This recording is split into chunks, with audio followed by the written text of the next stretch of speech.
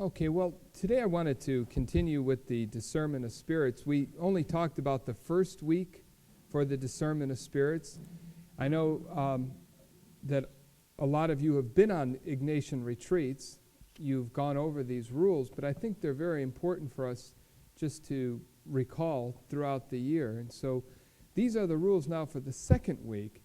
And as St. Ignatius says, they're more applicable to souls that are trying to make advancement in the spiritual life. In other words, the rules for the first week are for everyone, but for the second week, these rules are really for souls who are trying to advance, who are trying to get better spiritually, and the devil throws all these obstacles in their path.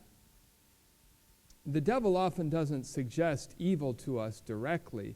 He's going to suggest something that appears good, and then he's going to try to push us either to go too far and not to keep our balance in the spiritual life, to push us over the edge, or he's going to end up through something that started out to be good, it's going to end up being something that's dangerous for our soul. You'll see in these rules what I'm talking about.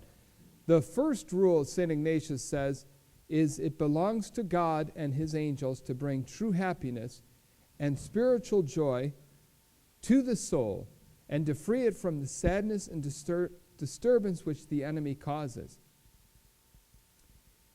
So it belongs to God to bring true happiness and joy to your soul.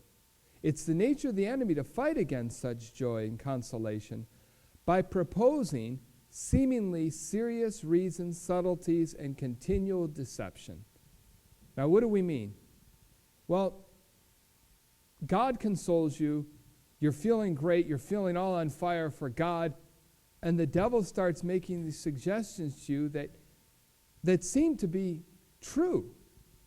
For instance, a lot of times when somebody first discovers the traditional Latin Mass, they are all on fire, they're happy, they say, this is great.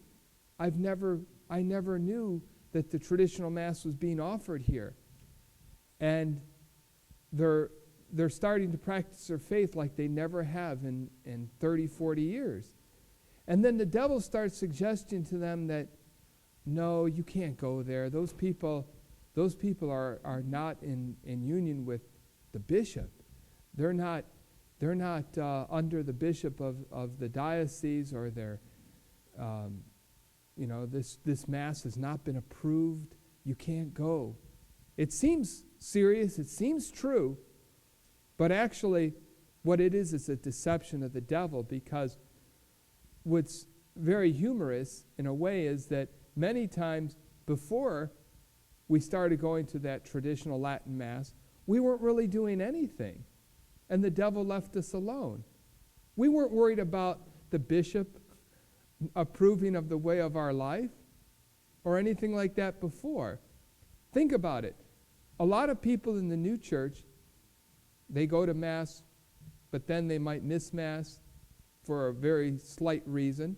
They never start, beating themselves up over that. They never start saying, the bishop's going to be mad at me about this. No. But all of a sudden, if they go to the Latin Mass, the devil suggests to them that, you've got to be obedient to the bishop.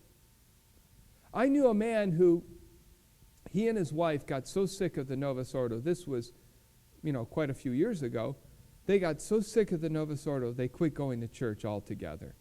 Remember the days of the drums and guitars in church and all the nonsense that was going on? It was around that time, and they just said, we're not going anymore. We're sick of this.